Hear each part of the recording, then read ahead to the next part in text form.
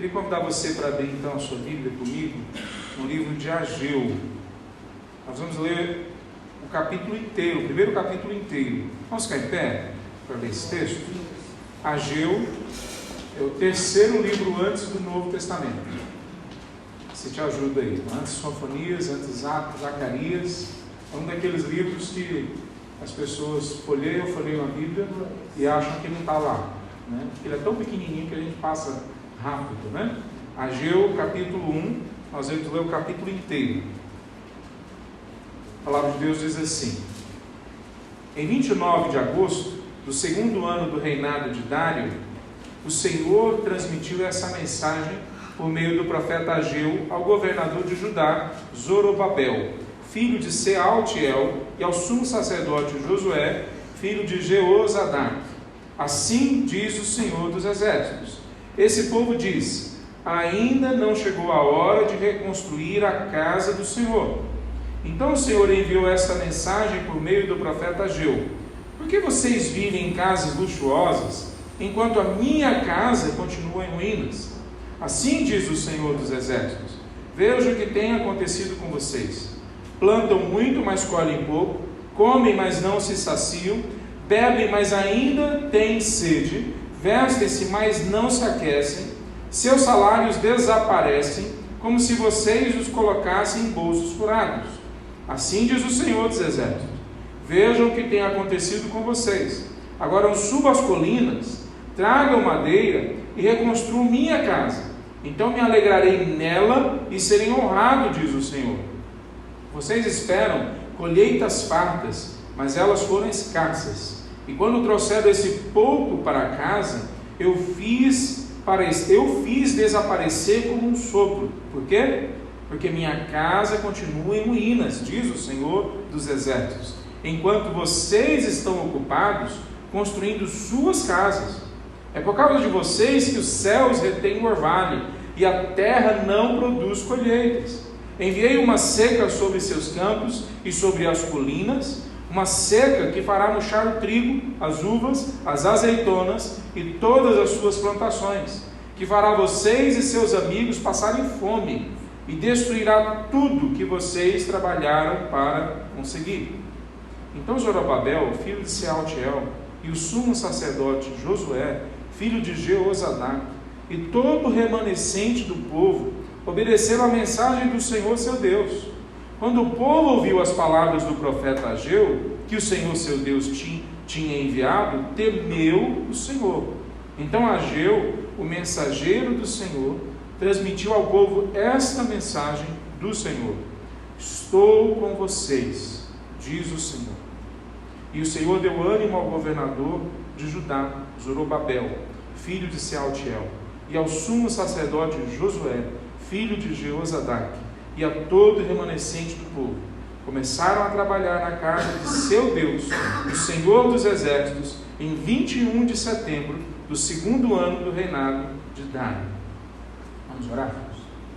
Senhor Deus, nós lemos a Tua palavra e nós precisamos agora da Tua ação poderosa para falar a nós, para aplicá-la aos nossos corações, para mudar os nossos processos mentais, para transformar as nossas emoções, para nos levar, ó Pai, ao arrependimento e à mudança de vida. Deus, produza em nós a salvação, que em Teu nome, no nome de Cristo Jesus, há. Em nome de Jesus Cristo que nós oramos. Amém. Poder sentar, meus irmãos.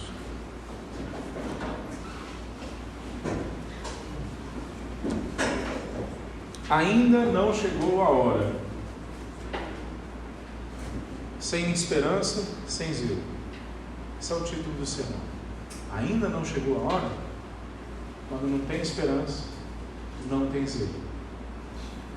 Um dos medos que eu carrego na minha vida é o medo de morrer na praia. Sabe quando você se entrega para um projeto digno, e você acredita de verdade nele, e você põe esforço nele, põe vida, você põe o seu tempo nesse projeto, nesse plano, nessa ação, nesse empreendimento, você coloca ali o seu esforço.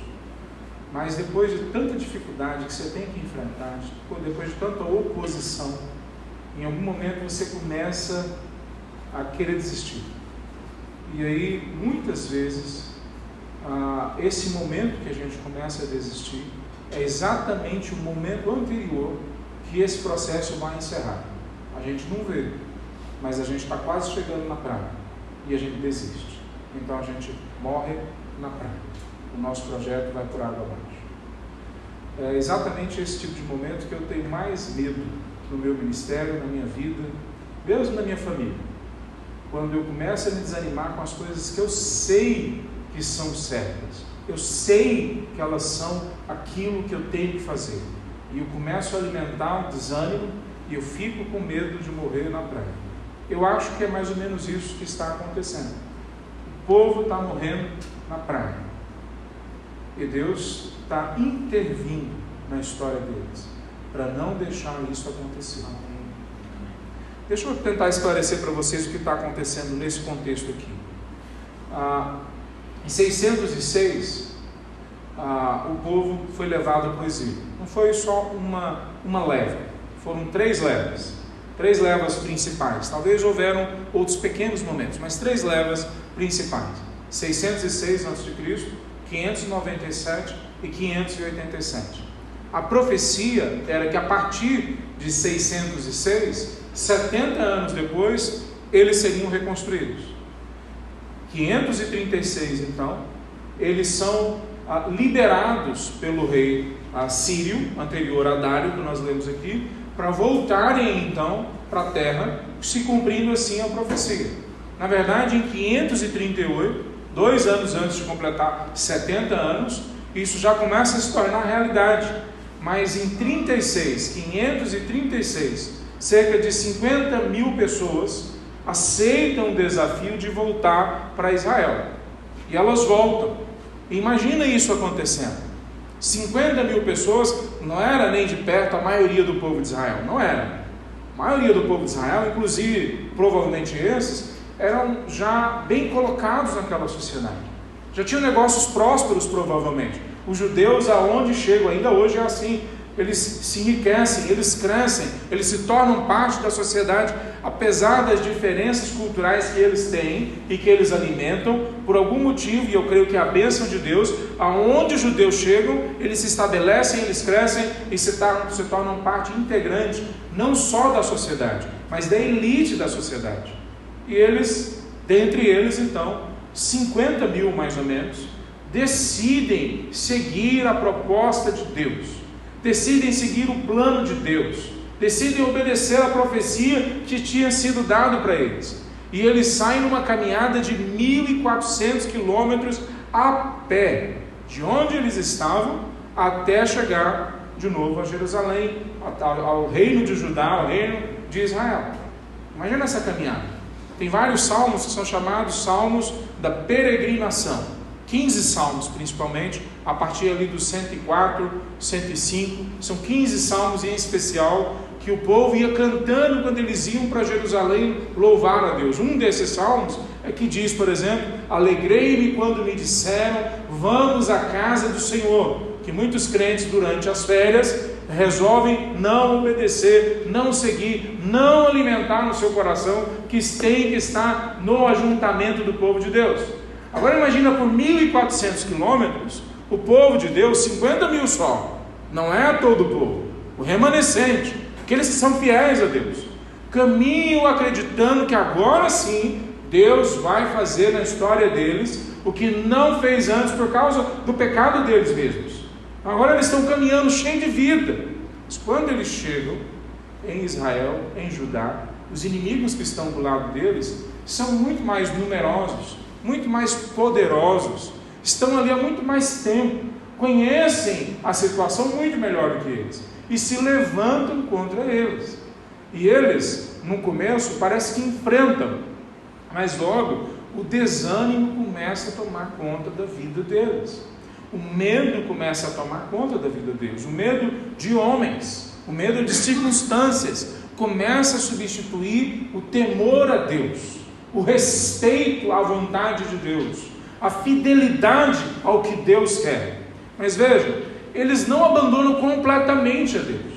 É de se supor que esse povo tinha toda a sexta-feira, no Sabá ou no Shabá, que é o momento que a sinagoga judaica se reúne ainda hoje para adorar a Deus, é de se supor que eles continuavam adorando a Deus. Eles continuavam acreditando na intervenção de Deus em algum momento na história. O Messias já era naquele momento amplamente aceito como uma realidade que viria no futuro para eles. Mas ainda assim eles dizem o seguinte, versículo 2 que nós lemos: ainda não chegou a hora de reconstruir a casa de Deus. A casa de Deus, o projeto de Deus, o reino de Deus, o culto a Deus. Não dá para a gente fazer desse jeito, sem dinheiro, sem tempo, sem líderes adequados. Não dá para a gente fazer agora, mas dá para a gente fazer uma coisa: vamos tocar os nossos projetos pessoais, vamos tocar os nossos ministérios, vamos tocar a construção das nossas casas, vamos tocar aquilo que é caro para a gente, mesmo que não seja exatamente aquilo que é caro para Deus, mesmo que seja algo que Deus valorizaria se estivesse na perspectiva certa, mas agora que eu abandonei o projeto de Deus, não está mais na perspectiva certa, mas afinal de contas é o que dá para fazer. E aí eles começam a fazer na vida deles agora, em Israel, a mesma coisa que aqueles que não vieram para Israel, obedecendo a palavra de Deus, estavam fazendo. Por que o povo não saiu da Babilônia para vir para Israel?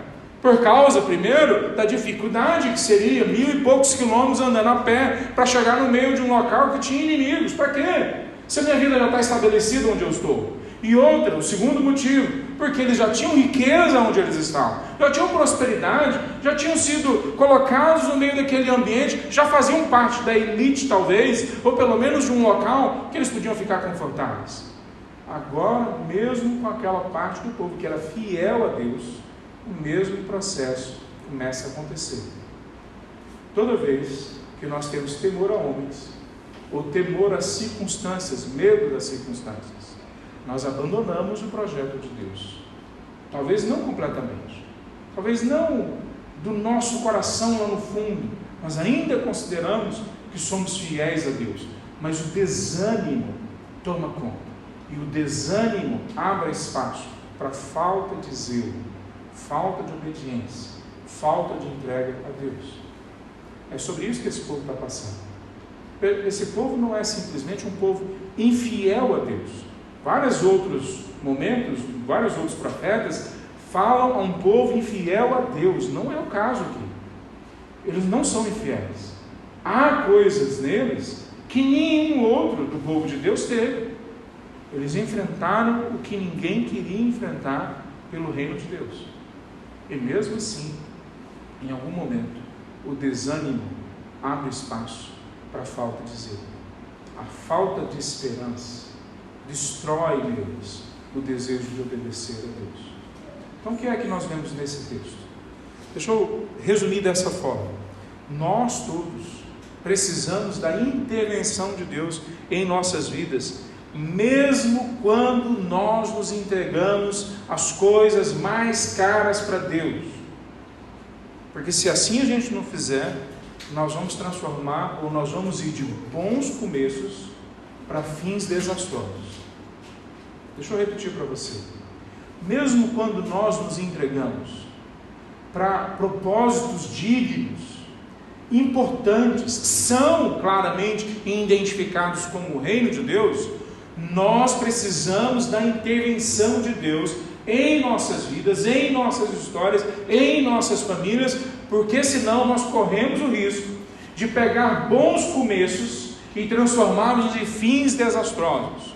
É isso que esse povo está correndo risco, mas Deus intervém na história deles, como eu creio que quer intervir na história de cada um daqueles que são fiéis a Ele. Então deixa eu trazer alguns princípios sobre essa verdade que esse texto traz para nós. Primeiro princípio: nossos sentimentos não são um bom guia. Nós sempre precisamos da palavra de Deus para nos guiar pelo caminho correto. Nós não temos um coração confiável. Nós não chegamos a conclusões baseados simplesmente naquilo que nós vivemos antes, naquilo que nós olhamos para frente, baseado no nosso olhar e interpretação sobre as circunstâncias, nosso coração não é confiável, vai produzir sentimentos dúbios, vai produzir desesperança, desânimo. Nós não somos confiáveis. Confiável é a palavra de Deus. É isso que o texto está dizendo para esse povo. Pois Ageu vem, e esse é um texto fantástico nesse sentido, porque ele demora 4 meses de profecia. Ageu tem um ministério nesse momento simplesmente de 4 meses. E quando ele começa a palavra dele, ele mostra o seguinte: que Deus marca a data, lugar, plateia, que Deus não faz nada sem planejamento, sem objetividade, sem mostrar para nós o próximo passo, sem nos dar um mapa, sem nos dar uma direção. Olha só, versículo 1, dia 29 de agosto, e se você olhar depois, no versículo 15, fala 21 de setembro, depois no versículo 1 do capítulo 2, 17 de outubro, depois no 20, ele fala dia 18 de dezembro, a todo momento ele fala de novo a data, o lugar, o nome da pessoa, Zorobabel, Josué, o remanescente. Deus marca a data e lugar, ele deixa a gente saber o próximo passo. Ele esclarece para a gente sempre qual que é o próximo passo na direção que nós temos que ir, no caminho que Ele nos dá. Então, diante disso, como é que Ele faz? Ele apresenta para esse povo, por exemplo, o profeta Ageu, começa a conversar com eles, explicar para eles o que está acontecendo, e nesse caminho de explicar, ele demonstra o que é que eles fizeram errado. A palavra do Senhor vem, e vem várias vezes, só no capítulo 1, nós vemos algumas vezes a palavra repetida: assim diz o Senhor. E o Senhor vem e fala o que está errado na vida deles, e fala o que está certo, o que eles têm que fazer para corrigir o caminho deles. Veja, quando nós olhamos isso, nós vemos a palavra de Deus sendo enfatizada na caminhada deles, no jeito como eles têm que enxergar na história. E o que é que Deus fala para eles em primeiro lugar? Aquilo que eu comecei o sermão. Eles dizem: ainda não chegou a hora de reconstruir. Mas depois no versículo 4 ele diz: por que vocês vivem em casas luxuosas, enquanto a minha casa continua em ruínas? Veja, há uma interpretação limitada muitas vezes acerca do templo de Deus no Antigo Testamento. Nós às vezes interpretamos que quando nós vemos no Antigo Testamento o templo de Deus, significa que só ali Deus tinha interesse em trabalhar, que esse era o único foco, que os dízimos, que a oferta, que a generosidade do povo, a espiritualidade dele estava toda concentrada no templo de Deus. Não era exatamente isso. O templo de Deus era o local onde a palavra de Deus era claramente exposta, pregada, demonstrada. Ali eles demonstravam que o coração, ou era assim que deveria ser, que o coração deles deveria ser entregue à proposta do reino, não à proposta deles.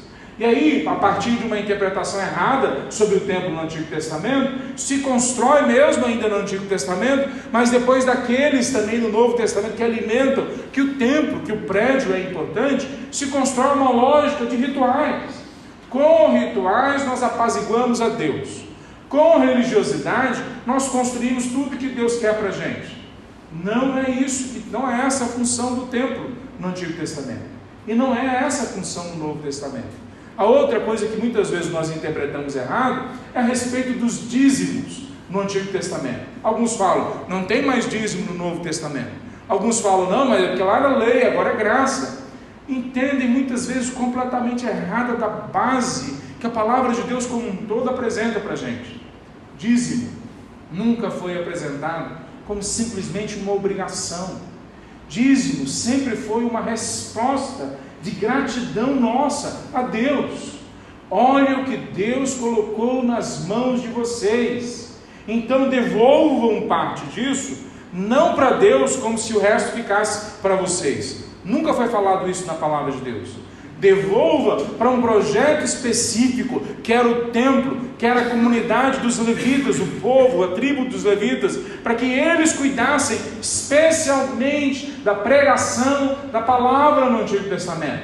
Mas todo o resto que ficava na casa, todo o resto que ficava com a família, era para ser usado para a glória e para a honra do reino de Deus.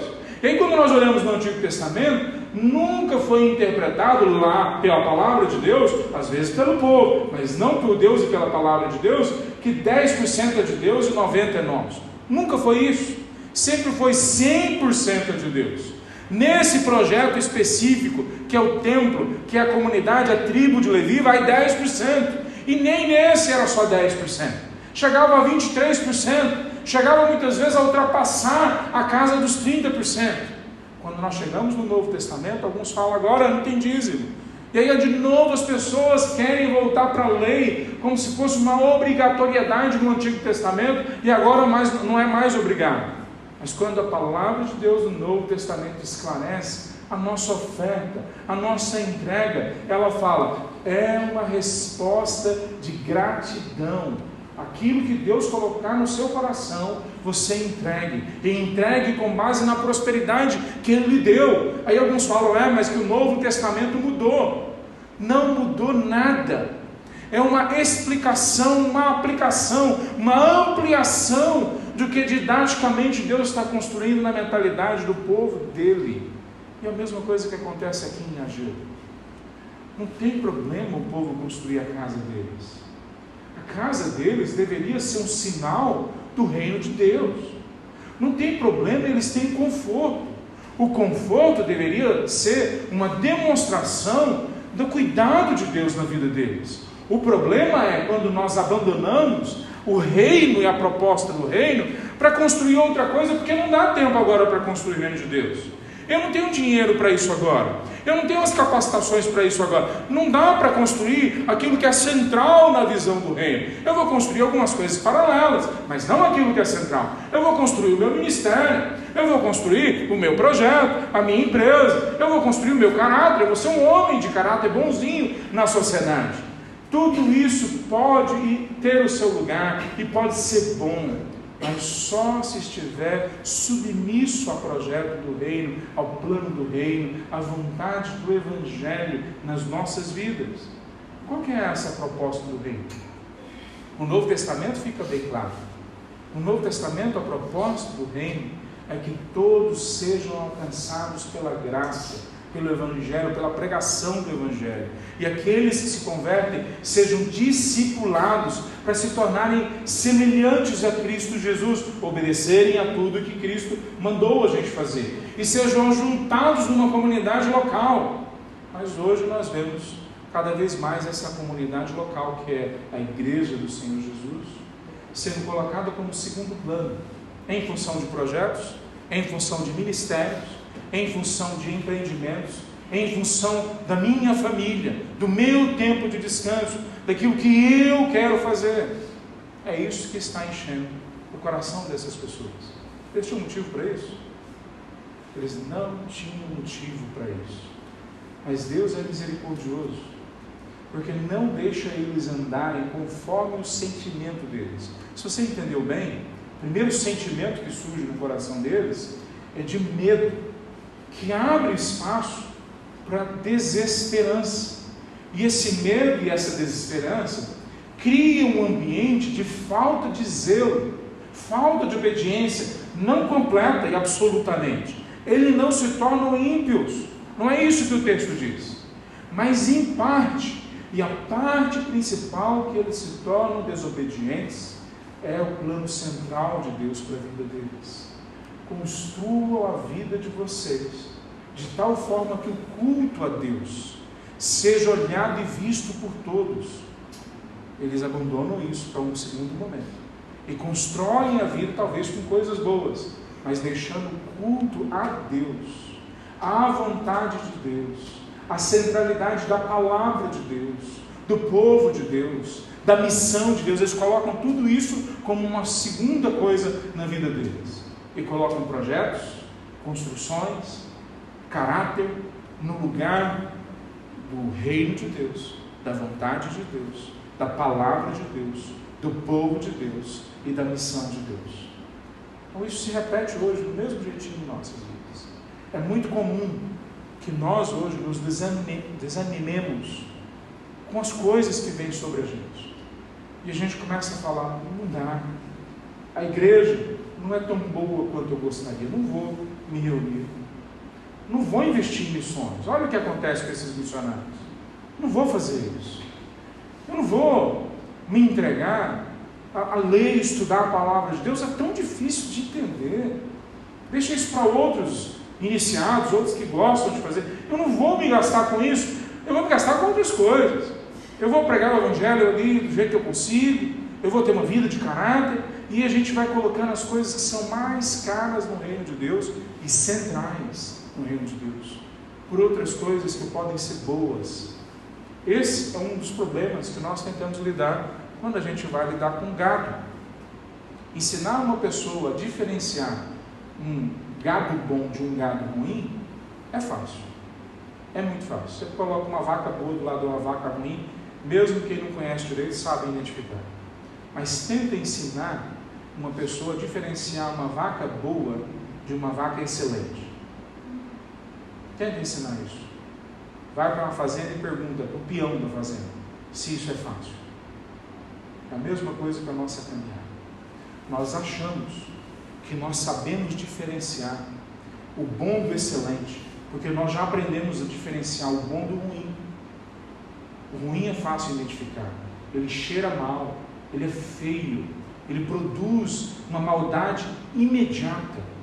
Agora, o bom se torna ruim quando ele esconde aquilo que é excelente nas nossas vidas. A projeto do reino de Deus é a igreja do Senhor Jesus, pregando a centralidade do Evangelho em Cristo Jesus, apontando para a realidade de que em Cristo Jesus nós somos uma nova família, o remanescente, o povo de Deus, que não importam as dificuldades, eles vão continuar, não porque eles são fortes, mas por causa da presença de Deus no meio deles. Pois esse texto começa a falar, no primeiro momento, da desobediência deles em não construir a casa de Deus, o culto a Deus em primeiro lugar.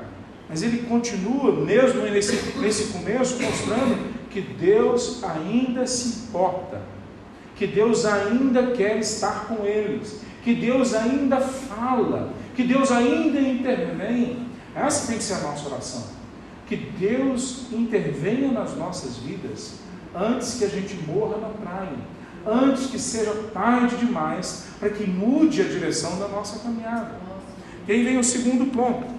O arrependimento, que é essa virada na vida, que leva a gente em direção ao propósito de Deus, é sempre essencial para voltarmos à caminhada com Ele. Veja, essa é uma das coisas belas do Antigo Testamento, esse texto que nós lemos.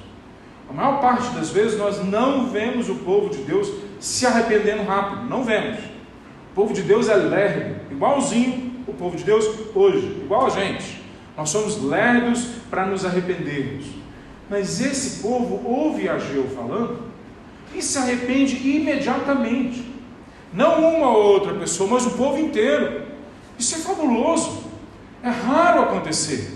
Um avivamento se instala imediatamente na vida deles. Se algo vinha, deixa eu explicar para você, 536 eles voltam. E depois eles ficam talvez 1, 2 anos firmes no propósito de reconstruir o templo de Deus, os muros, a cidade. E aí eles desistem disso logo 2 anos ali antes de completar 2 anos. Então por 14 anos eles não fazem nada que é proposto para eles por Deus. E o que acontece nesse tempo? Deus intervém para não deixar esse processo se tornar algo permanente, para não deixar eles irem longe demais, para não deixar que isso se torne uma coisa que se concretiza na alma deles e torne eles infiéis, indignos, distantes da graça.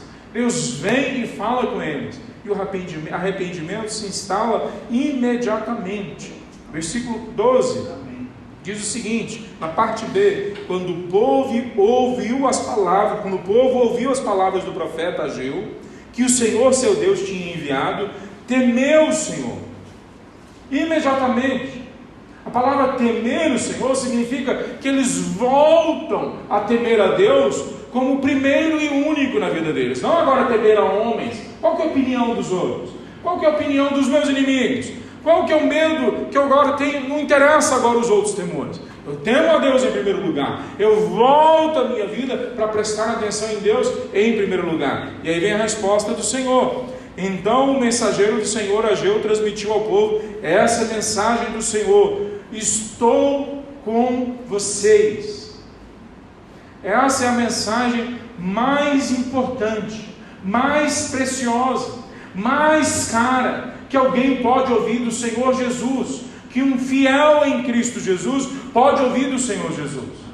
Se você é como eu creio que todos que eu já conversei são iguais a mim nesse sentido, nós nos desanimamos, nós perdemos a vontade de fazer as coisas para Deus, nós deixamos de acreditar em coisas que nós tínhamos convicção que era a vontade de Deus.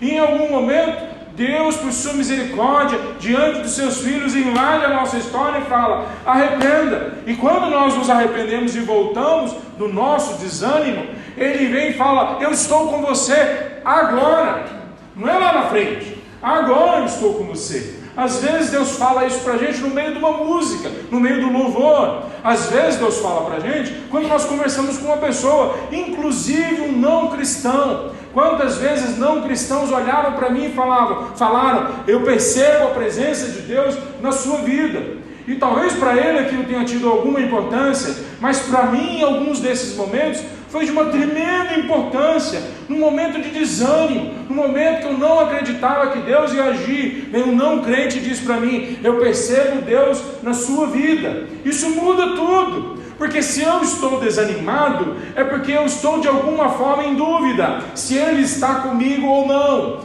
Mas quando eu tenho de novo a convicção, a certeza, a fé restabelecida de que Ele está comigo, amém, sai a desesperança, amém, sai a falta de obediência e encaixa de novo na minha história o desejo de obedecer a Ele.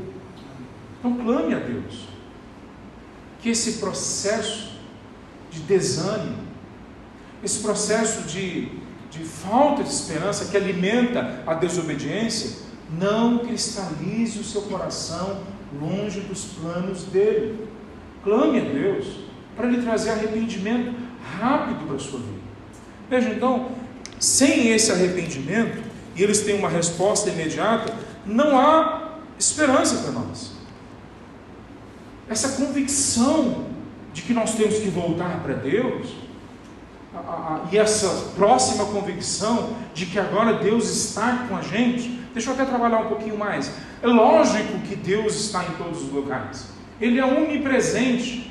O único local que Ele não está, por definição, é o inferno. Ali Ele não está. O inferno é completa ausência da pessoa de Deus. Mas em todos os locais Ele está. Mas é muito diferente. Deus está aqui nesse lugar. E eu saber que Ele está aqui nesse lugar. São duas coisas diferentes. Ele está aqui é uma coisa. Eu perceber a presença dele aqui é outra completamente diferente. Eu saber que Deus está presente e entender a presença dele aqui é ainda mais diferente quando eu sinto dentro de mim que Ele está agindo em mim de uma forma diferente hoje, agora. Eu não só sei que Ele está aqui, eu não só percebo a presença dele aqui, mas eu percebo Ele agindo em mim de uma forma diferente, no meu coração de uma forma diferente. E ainda vai um próximo nível, quando eu percebo que essa presença dele em mim também é algo que vai para além de mim e toca a vida dos outros. Quando eu percebo claramente Deus agindo através de mim para tocar o outro, isso traz um prazer que não existe droga, que não existe conforto nenhum que consegue comparar com esse prazer. É por isso que John Piper diz que em Deus nós temos o real prazer, o único prazer, o grande prazer. Só quem sentiu isso, mesmo que sentiu um pouquinho, sabe o que é que ele está perdendo quando ele não está sentindo isso. Sabe o que ele está faltando na vida dele, quando ainda não acrescentou à caminhada dele esse prazer de saber que Deus está presente, de sentir Deus presente, de sentir Deus agindo em nós e através de nós. Não é isso que estava acontecendo na vida dessas pessoas antes. Olha só como o texto diz isso para nós. No versículo 6, fala assim, do capítulo 1: vocês plantam muito, mas colhem pouco. Comem e não se saciam. Bebem, mas ainda têm sede. Vestem-se, mas não se aquecem. Seus salários desaparecem, como se vocês os colocassem em bolsos furados. Uma sociedade vazia, que não se sacia, que não tem prazer, que nunca se completa. Mas agora está falando de uma sociedade assim dentro da igreja, de um grupo de pessoas dentro do povo de Deus, que não consegue prazer, não consegue se saciar. Será que Deus está tão preocupado assim com a gente comer uma boa picanha, ter uma cama confortável, ter um carro gostoso de dirigir? Será que essa é a grande preocupação de Deus? O que Ele está falando aqui é mostrando que mesmo as coisas externas que eles possuem, estão mostrando que algo interno dentro deles está vazio, não se completa.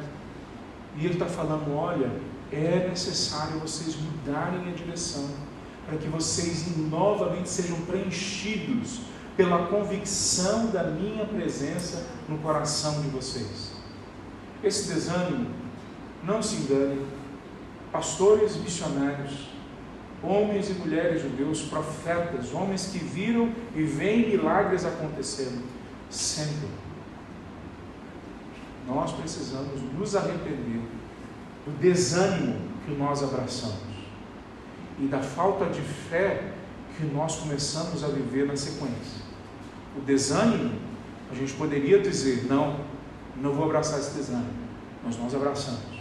E a falta de obediência e fé, nós poderíamos falar: não, eu não vou deixar o meu desânimo me levar a esse ponto.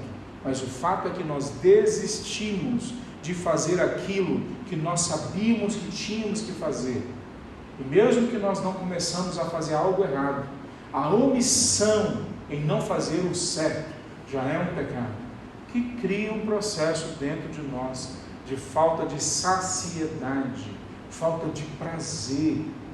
É isso que o texto está dizendo acerca desse povo. Mas eles se arrependeram, e imediatamente a presença de Deus vem de novo sobre eles. Se você tem dúvidas sobre essa situação, leia depois o livro de Esdras, que você vai ver não só esse momento, mas outros momentos, a presença de Deus nesse avivamento, enriquecendo, tomando a vida deles. Aqui em Ageu nós lemos rapidamente o que aconteceu depois em anos na vida deles. Eles têm um avivamento vindo sobre eles, e ao contrário do que dizem muitas vezes igrejas por aí, eles não têm carreatas, eles não têm aqueles programações de cura e libertação, eles não têm grandes demonstrações de poder. Sabe o que eles têm nesse momento? Escribas, abrindo a palavra de Deus, lendo a palavra de Deus, e as pessoas vão se tornando convictas da presença de Deus, e elas vão sendo mudadas e transformadas. Então não acredite numa palavra dizendo para você que Deus está em sua vida, se essa palavra não vem de Deus. Se essa palavra vem de homens, não acredite nisso. Se essa palavra vem de ensinamentos humanos, não acredite nisso. Só acredite que Deus está na sua vida, que Deus novamente preenche você quando você tem convicção que veio de Deus. Enquanto você não tiver convicção que veio de Deus, não acredite. E como é que nós podemos ter convicção que veio de Deus? Nós olhamos a palavra de Deus, nós estamos obedecendo ela no poder do Espírito Santo de Deus. Se a palavra de Deus está sendo obedecida, não na minha força, não por legalismo, mas no poder do Espírito Santo de Deus, antes eu não conseguia, hoje eu consigo, porque o Espírito me deu poder, capacidade, autoridade. Quando isso é verdade, eu posso acreditar. Então a presença de Deus está em minha vida. Não se console com verdades que não são acerca da sua vida.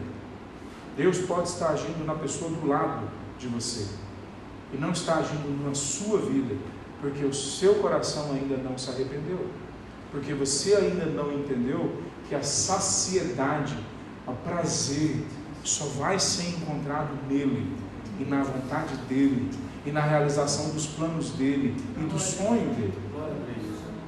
Terceiro princípio que a gente vê nesse texto, que o trabalho de Deus é sempre contínuo em nossas vidas para tratar tanto o pecado quanto a doença que causa o pecado.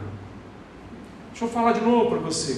O trabalho de Deus é contínuo nas nossas vidas para tratar tanto o pecado que Deus encontra em nós, quanto a doença que causa o pecado que está dentro de nós também.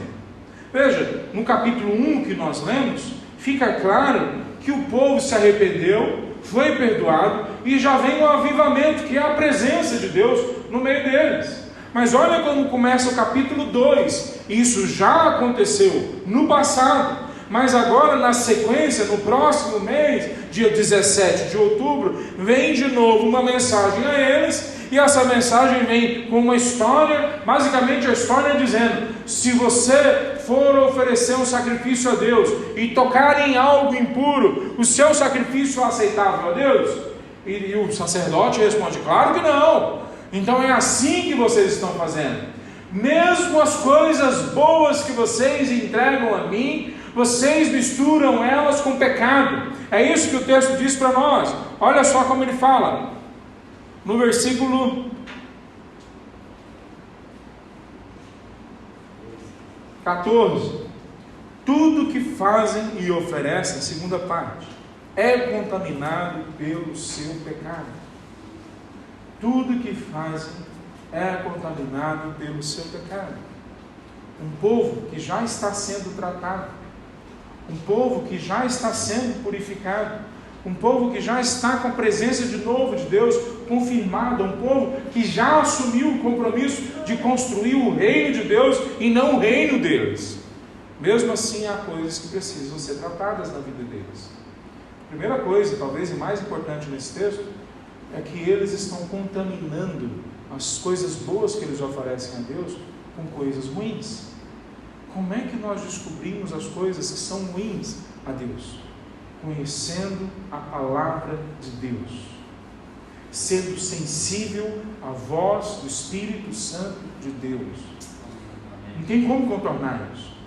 Errais em não conhecer nem o poder e nem as Escrituras, nem o poder e a presença de Deus e nem a palavra de Deus. Quer dizer, quando Jesus falou isso no Novo Testamento, ele não estava falando para um grupo de pessoas que não conheciam a palavra de Deus, que não conhecia a história do povo de Israel. Ele estava falando para aqueles que supostamente mais conheciam a palavra de Deus, e mesmo assim eles arranjavam formas de aplicar aquilo que eles estudavam que beneficiassem a eles mesmos. Não é exatamente o que nós fazemos?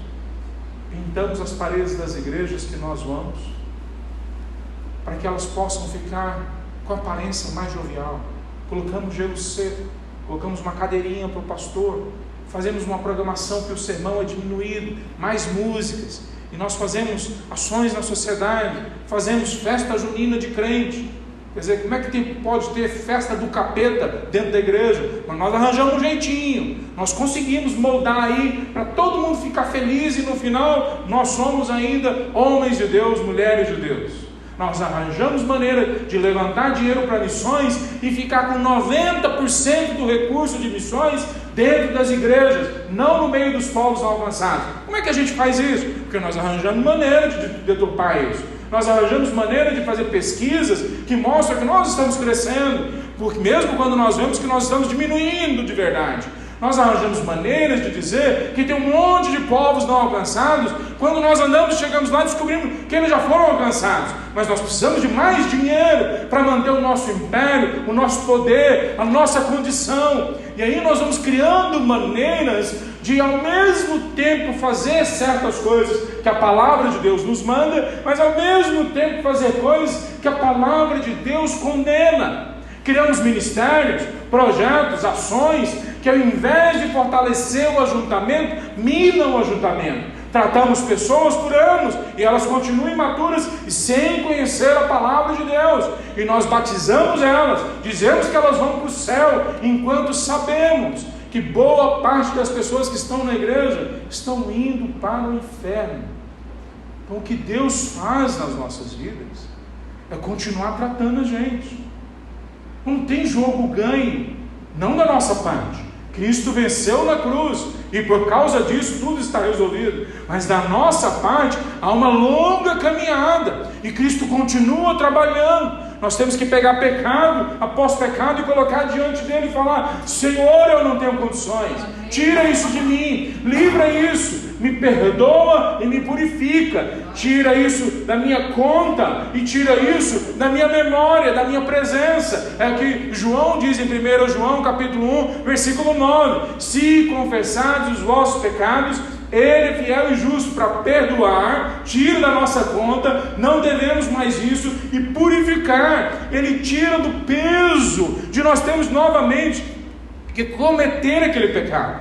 Eu não sou mais escravo daquele pecado, daquela tendência, daquela direção. Eu não sou mais escravo daquilo. Isso é nos oferecido no Novo Testamento e era no Antigo Testamento. Olha como ele procede. Ele não trata só um pecado, ele trata alguns pecados. O primeiro é o descaso com a centralidade das coisas de Deus. Esse é o primeiro pecado. Mas esse pecado foi causado como? Foi causado por um desânimo, uma doença da alma que se tornou um pecado, quando eles decidem alimentar aquele desânimo e então não obedecerem a Deus. E como que esse desânimo entrou? Bom, de várias formas, inimigos se levantando, mas tem uma característica interessante que acontece no meio deles. Eles falam assim: alguns de vocês, versículo 3 do capítulo 2, alguns de vocês se lembram desse templo em sua antiga glória? Como ele lhes parece agora em comparação com o anterior? Deve parecer insignificante, mas assim diz o Senhor: seja forte, Zorobabel, seja forte, sumo sacerdote Josué, filho de Jeozadak, sejam fortes todos vocês que restam na terra, mãos à obra, pois eu estou com vocês, o Senhor dos exércitos. Meu espírito habita no seu meio, como prometi a vocês quando saíram do Egito. Portanto, não tenham medo. E ele continua no versículo 6: em pouco tempo sacudirei a terra. E depois um pouco mais para frente no 9: a glória deste novo templo será maior que a do antigo templo. No versículo 9 ele fala isso. Então o que está acontecendo na mente deles? O passado foi muito bom, o passado foi cheio de grandes momentos, o passado foi algo vigoroso. E agora, quando eles não conseguem mais ver, experimentar aquilo que eles tiveram no passado, o desânimo vai entrando dentro deles. No passado, talvez eles viram um avivamento, poder, milagres, grandeza, um templo imenso. Agora o novo templo seria muito menor do que o templo original. Não teria a riqueza, não teria o poder, não teria a grandiosidade que eles viram lá atrás. Quantas vezes acontece isso com a gente? Olhamos para trás e falamos: lá atrás sim que era bom. Naquela igreja lá, naquele templo lá, com aquelas pessoas lá, é que era bom de verdade. Agora eu estou aqui sobrevivendo. Eu sei como. Quando lá atrás eu cantava, eu sentia a presença do Espírito. Quando lá atrás eu ia assim, aí sim a palavra de Deus falava comigo. Quando lá atrás eu pregava, aí sim transformava. Quando lá atrás eu colocava em prática algum empreendimento que Deus me dava, as coisas floresciam. E a gente começa a olhar para trás, e para trás, e a nossa vida vai se enchendo de desânimo, porque o presente não se compara com o passado. Deixa eu te falar uma coisa: muitas vezes nem é de fato desse jeito. Quando nós estávamos lá atrás, muitas vezes não era bom também, mas agora a gente acha que era bom, porque o nosso desânimo vai desfocando a nossa mente. Isso vai alimentando doenças da alma. Quando alimenta contrição, é fabuloso. Quando alimenta tristeza que leva ao arrependimento, é ótimo. Mas via de regra, o que alimenta em nós é comiseração. O que alimenta em nós é crítica do outro. Também olha os pastores que nós temos, também olha a igreja que nós temos, também olha o tempo que nós vivemos. Lá atrás não era assim, lá atrás era muito melhor. Eu queria ter nascido na época de Spurgeon, eu queria ter nascido na época. Aí a gente começa com esse bando de mentiras. Por que são mentiras? Por causa disso que nós acabamos de ler. olha o que o texto fala para nós: sejam fortes todos vocês, pois eu estou com vocês, o Senhor dos exércitos. É mentira, porque Deus, se Ele está aqui, nada se compara com qualquer outro momento. É mentira também, porque do ponto de vista de Deus e o que Ele oferece para a gente, o futuro nos oferece sempre maiores e melhores coisas do que o passado. Em Cristo Jesus, lá no passado, nós temos a cruz de Cristo e a salvação, certamente, mas a cruz de Cristo aponta para um futuro pleno, quando nós vamos ser completamente transformados, quando todas as nações, ele fala aqui que as nações serão sacudidas, versículo 7, veja, como que esse pequeno povo, num momento de desgraça, de destruição, que vai começar uma reconstrução, pode acreditar que dali sairia uma grande salvação, que todos seriam alcançados. Mas é isso que Deus está dizendo para eles. Vocês acham que algumas dezenas ou centenas de anos atrás era melhor do que agora? Olha, da perspectiva de vocês, vocês podem até estar certos, mas deixa eu falar para vocês outra perspectiva, um plano maior, olhando de cima. O futuro vai trazer para vocês, relega para vocês algo que é muito maior do que o que teve no passado. Então, à medida que Deus começa a trabalhar o pecado deles e eles se arrependem, Ele continua trabalhando eles agora não só no pecado, mas também nas doenças que causam o pecado.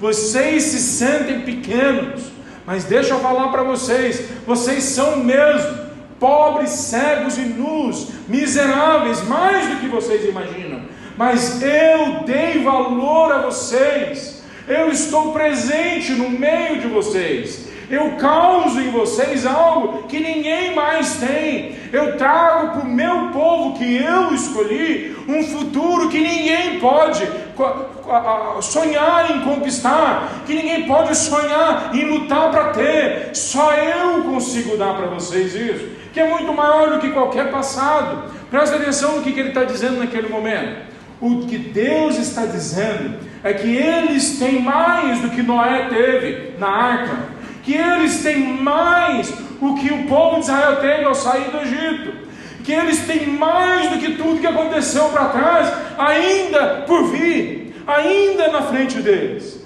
Então a forma como Deus trata o nosso pecado não é só dizendo para nós o que nós fizemos de errado, mas é mostrando para nós o que nos aguarda na presença dEle, o que nos aguarda ao caminharmos com Ele, o que nos aguarda ao chegarmos no futuro que Ele nos promete e cria para nós, não os nossos sonhos, não os nossos planos, que são finitos, pequenos, imorais muitas vezes, mas os sonhos e planos dEle são maiores do que quaisquer outros planos e sonhos.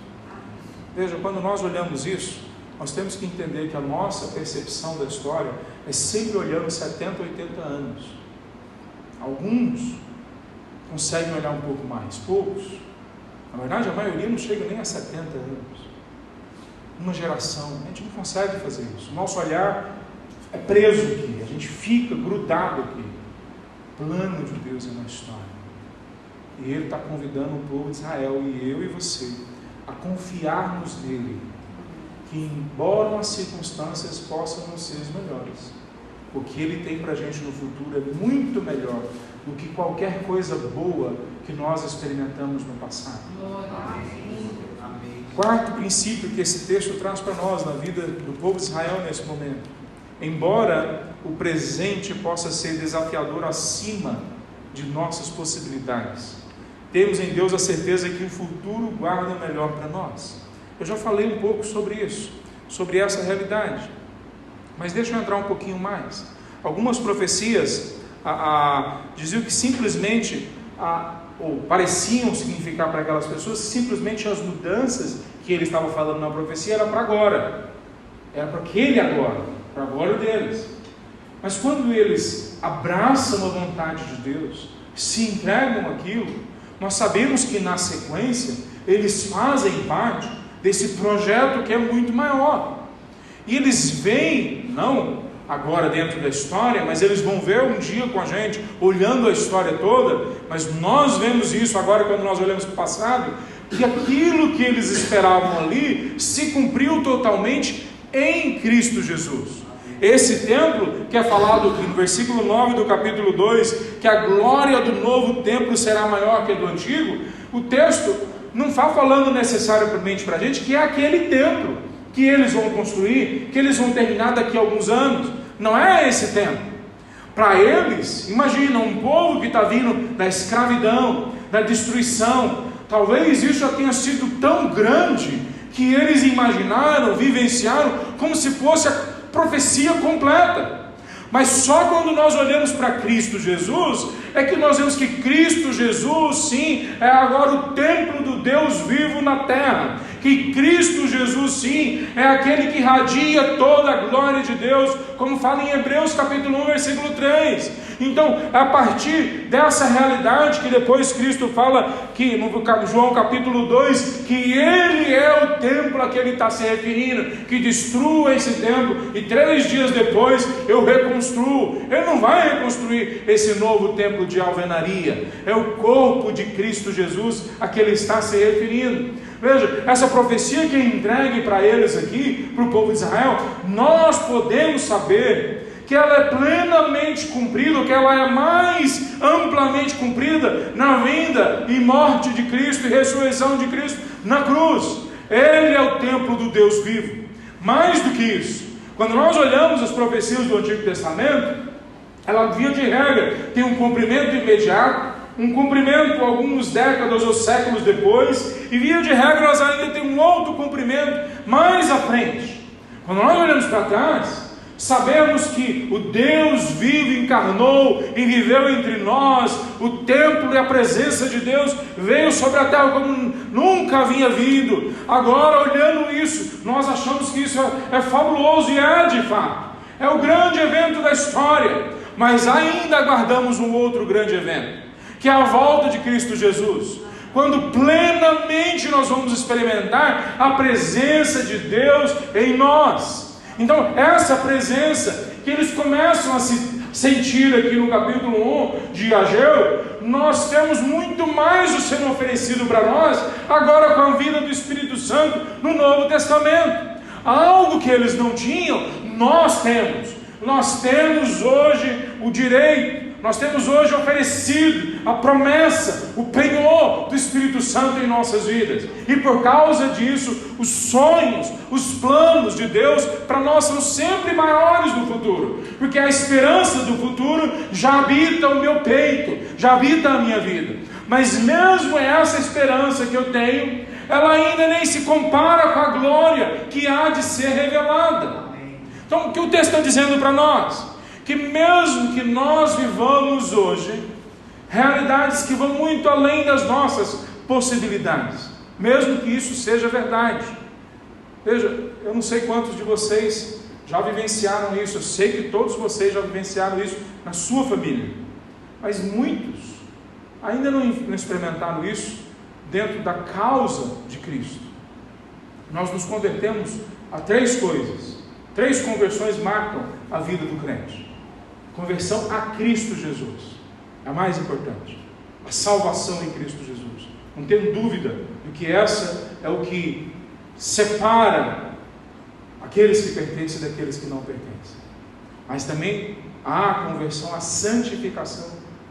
Nós vemos na história que muitos não se entregam a caminharem com Cristo numa caminhada de consagração.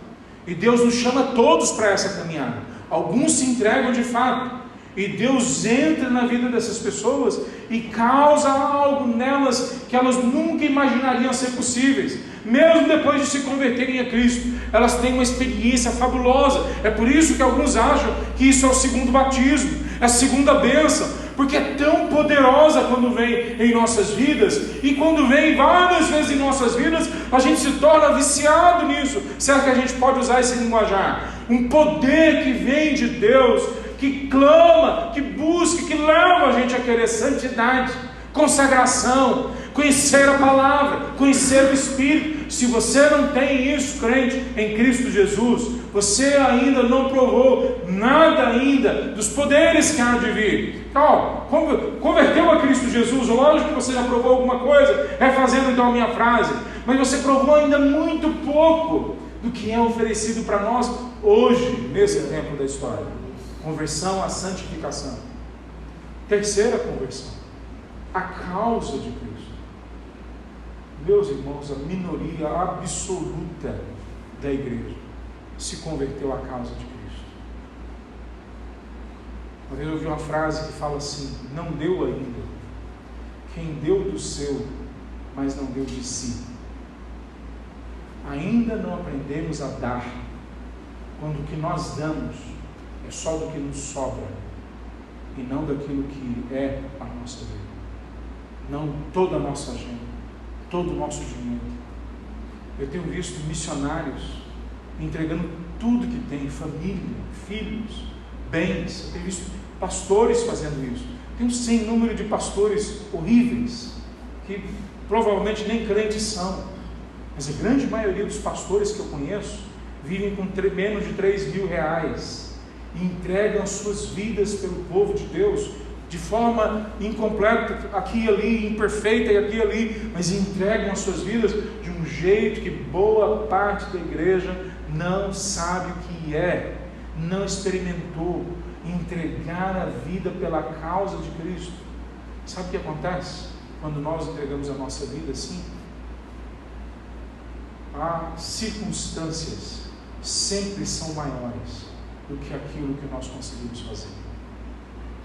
Quando nós ouvimos hoje as pessoas falando sobre isso, as pessoas normalmente estão falando sobre seus ganhos pessoais, estão falando sobre a forma de enriquecer, a forma de abrir novos empreendimentos, empresas, mesmo abrir novas igrejas, que agora também virou um processo de franchise, né? Você vai, de franquias, né? A gente vai abrindo aí, vai multiplicando o nosso jeitão de ser crente. Não é isso que o Evangelho fala para nós. Então, quando o Evangelho fala que quando nós olhamos para a vida e nós não conseguimos ver possibilidades de realizar aquilo que Deus nos deu, Guide Heller não está falando sobre essas coisas pequenas, ela está falando sobre a vida entregue pela causa de Deus. Quando nós entregamos toda a nossa vida, um primeiro olhar que traz muitas vezes a nós é: eu não tenho condições, eu não consigo pregar nesse nível que é exigido pela palavra de Deus, eu não consigo viver a santidade desse jeito que a palavra de Deus cobra de mim, eu não tenho dinheiro suficiente para fazer tudo isso que precisa ser feito, eu não tenho condições de construir tudo que foi colocado na frente dos meus olhos para eu fazer. E aí é nesse momento que nós temos que, igualzinho esse povo, temos a intervenção de Deus nas nossas vidas, para que Ele possa falar para nós o que Ele diz para eles. No versículo 8: a prata e o ouro me pertencem. Sabe que hora que eu vejo a igreja, na maior parte das vezes, citando esse texto? Na hora que eles estão falando deles pessoalmente. A prata e o ouro pertencem a Deus, então fique feliz que Ele vai te dar prosperidade hoje. Traga a chave do seu carro aqui na frente, que Deus vai te dar 10 vezes mais. A gente ouve nessa hora que a prata e o ouro pertencem a Deus. A hora que Deus fala que a prata e o ouro, todo a prata e o ouro pertence a Ele, é a hora mais difícil de se colocar em prática os sonhos e planos entregues a Ele. As circunstâncias não vão ajudar, vão faltar recursos, vão faltar pessoas do seu lado, vão faltar capacidades emocionais, capacidades relacionais, vão faltar os recursos que você precisa para fazer as coisas que você tem que fazer. Mas eu tenho todos os recursos. O que Deus está nos chamando, a partir de toda a palavra de Deus, mas aqui de uma forma bastante específica em Ageu, é mostrando para essas pessoas em Ageu que o projeto dele, feito do jeito dele, sempre tem os recursos dele. Tem um missionário chamado William Carey, ele disse isso de outra forma. Ele disse o seguinte: espere grandes coisas de Deus, faça grandes coisas a Deus. Nós queremos só a primeira, né? Espere grandes coisas de Deus. Esse é o todo do Evangelho que é pregado. nas nossas igrejas. Mas William Carey, em 1792, começa aquilo que nós chamamos de missões modernas. E por causa dele, missões se organizou e chegou em todos os continentes, virtualmente todos os países do mundo hoje têm igreja, têm missionários. Nós temos missionários chegando em locais que os pesquisadores não conseguem ir na mesma velocidade. Chegam lá pensando que o povo é não alcançado, e quando chegam lá descobrem que o povo já é alcançado, porque nós estamos crescendo de forma organizada desde 1792, porque um homem ousou dizer: espere grandes coisas de Deus, faça grandes coisas para Deus. Nós precisamos lidar com o nosso desânimo, e a melhor forma de nós lidarmos com o nosso desânimo é nós reconhecermos que nós não temos instrumentos para isso em nós mesmos. Nós precisamos de Deus intervir nas nossas vidas, para que Ele venha agir em nossos corações e venha produzir aquilo que Filipenses capítulo 2, versículo 13 fala: sou eu que efetuo em vocês tanto querer quanto o realizar. Muitas vezes nós não queremos a Deus, mas nós queremos querer a Deus. Muitas vezes nós não queremos os planos de Deus, mas nós queremos querer os planos de Deus. Muitas vezes nós não sonhamos com as coisas que Deus sonha, mas nós desejamos sonhar essas coisas. Se pelo menos esse coração nós tivermos diante de Deus, eu creio que vai acontecer a mesma coisa que aconteceu com esse povo nesse momento. Deus vai vir para o nosso meio e vai continuar trabalhando em nós, para que a gente alcance as coisas que Ele quer que a gente alcance. A principal delas é a presença de Deus em nossas vidas. Por que concluir essa palavra? Eu queria concluir dizendo o seguinte: quando desânimo, a confusão, quanto à direção, quanto ao próximo passo, quanto o que você deve fazer agora, surgir na sua vida, não alimenta o desânimo, não alimenta mais, não entra numa lógica de comiseração, não entra nesse psicologismo barato de achar que frases de efeito, que livrinhos, que ajudinhas vão te resolver a vida. Psicólogos podem ajudar, conselheiros podem ajudar, pastores podem ajudar, amigos podem ajudar. Ajudinha não, mas pessoas sérias ao nosso lado podem sim nos ajudar. Mas o que pode realmente transformar a gente é a intervenção de Deus, que muitas vezes vem através de pessoas, de vidas. A intervenção de Deus que causa a gente de lutar contra esse desânimo. Então veja, nós temos grandes coisas diante de nós, grandes. Algumas delas, para vocês, para mim, podem parecer grandes. Construir um prédio, mandar missionários. Essa semana a gente estava conversando sobre viagem para a Ásia, e nós vimos um balde de água fria, congelada. Acho que veio a pedra de gelo, nem a água em cima da nossa cabeça. As passagens estão 4 mil, 5 mil, 8 mil dólares. Não temos condições, zero de condições. E aí a gente começa a olhar, mas como isso acontece? É grande demais para nós. A verdade é que as coisas que são grandes demais para nós nem são essas.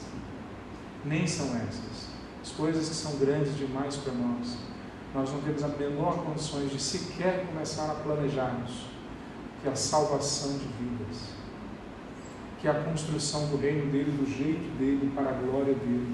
Só Ele consegue fazer isso através das nossas vidas. Então não se desanime, e quando o desânimo chegar, não alimente esse desânimo, não deixe o desânimo criar espaço na sua vida para falta de obediência a Deus. Não permita isso acontecer. Clame a Ele para que Ele intervenha antes que seja tarde demais e você se torne um infiel, um ímpio, uma pessoa que ande longe daquilo que Ele quer para você. Volte o quanto antes para a proposta do reino e do Evangelho. A gente pode ficar o ano inteiro, 24 horas, 8 horas por dia, vamos facilitar, estudando o que a palavra de Deus nos manda fazer, e nós não esgotamos. Aí eu vejo as pessoas orando para Deus revelar para elas o que elas têm que fazer. Meu irmão, Deus não vai tratar você como criança para o resto da vida. Eu sei que esse é o sonho de muito crente. Deus não vai tratar você como criança. Você sabe o que você tem que fazer. Começa a fazer as coisas que você sabe que você tem que fazer. E Deus vai te revelar coisas muito maiores que ainda estão pela frente. Amém. Então, volte para aquilo que você já sabe que Deus quer que você faça. Coloque a sua vida 100% nisso. Não divida mais a vida em porcentagem. 10% eu dou para Deus e 90% para mim. Nem no Antigo Testamento era assim. Não faz isso. Entrega 100% para Deus. Tem uma porcentagem que você coloca num projeto chamado igreja local. Tem uma porcentagem que você coloca na vida de pessoas. Há uma porcentagem que você vai colocar no cuidado da sua família. Então, tudo isso faça com a certeza de que traz glória para Deus, que traz prazer no seu coração e alegria no coração dele. Como nós vimos semana passada no livro de Sofonias, Deus se alegra com a gente quando nós cultuamos, servimos, andamos com Ele. Então não deixe finalmente as distrações levar você para outra direção. As distrações são sempre as mesmas. De 1000 anos atrás, 100 anos atrás, 5.000 anos atrás, são sempre as mesmas. Elas têm duas pontas: sofrimento e conforto. As duas coisas que nos levam a distrair da vontade e da pessoa de Deus. Quando nós começamos a sofrer e nós pensamos: eu sou um coitadinho, eu não mereço isso, eu não consigo sair daqui. Não se entregue a isso. Fuja dessa comiseração. E conforto: eu mereço isso mesmo, eu trabalhei para isso, é meu mérito, olha como eu sou bom. Cuidado com o conforto. A prosperidade só é de Deus, só é bênção de Deus na sua vida, se ela é claramente identificada como vindo de Deus e claramente usada para a glória de Deus. Senão, prosperidade e conforto na sua vida é distração que te leva para longe de Deus. Sofrimento e distração. Fuja dessas duas distrações que te levam para longe de Deus. Queria que nós lidássemos hoje, como igreja local também, com as coisas que nós temos que lidar. O povo de Israel, 50.000 pessoas é muito pouco, perto da quantidade de pessoas que faziam parte do povo de Israel. Nós, como Calvário, uma igreja local, já lidamos com, 200 pessoas. Pessoas que foram tocadas pela graça, pessoas que foram transformadas, pessoas que falaram assim falaram para nós pelo menos, pessoas que viram que Deus tinha uma outra coisa para elas. Dessas, 200 pessoas, 150, 200 pessoas, pelo menos a metade delas ou está fora da igreja, ou está perambulando entre as igrejas. E eu estou sendo bonzinho quando eu digo a metade, porque eu acho que é mais da metade. Não nos desanimemos com desânimo e descaminho dos outros, mas também não produzamos em nosso coração esse sentimento de que Deus não está presente. Ao contrário, vamos como igreja buscar a presença de Deus e entesourar quem está aqui, a presença de Deus aqui, a busca pela palavra de Deus aqui. Não são muitas as pessoas que são fiéis a Deus, a palavra de Deus, a vontade de Deus. São poucas. Então não se deixe desanimar por aqueles que se desanimam. Se anime com a palavra de Deus sendo pregada, vivida, experimentada, o poder de Deus descendo sobre a sua vida. Fique em pé comigo, vamos orar. Senhor Deus, nós clamamos a Ti agora, ó Pai, que o Senhor venha nos ajudar a entender, ó Pai, a Tua palavra e como aplicá-la em nossos corações. Ó Deus, obrigado pela misericórdia que o Senhor mostrou na vida do povo de Israel quando eles voltaram do exílio, que para nós serve, ó Deus, cai tão bem, muitas vezes no nosso próprio momento de desânimo. Nos mostra, ó Pai, como o Senhor trata quando nós estamos desanimados. E nós clamamos, Senhor Deus, que o Senhor não deixe o desânimo se instalar em nossas vidas a ponto de produzir desobediência, ó Pai. Ó Deus, livra as nossas vidas, ó Pai, de seguirmos num caminho que não honra o Teu nome, que não honra a Tua palavra, que não honra a Tua vontade, o Teu plano, Pai. Cria em nós, ó Deus, um coração puro. Estabelece a nós, ó Pai, um espírito que não se abala. Deus, diante de Ti nós colocamos as nossas vidas. Em nome de Jesus. Amém. Podeis sentar.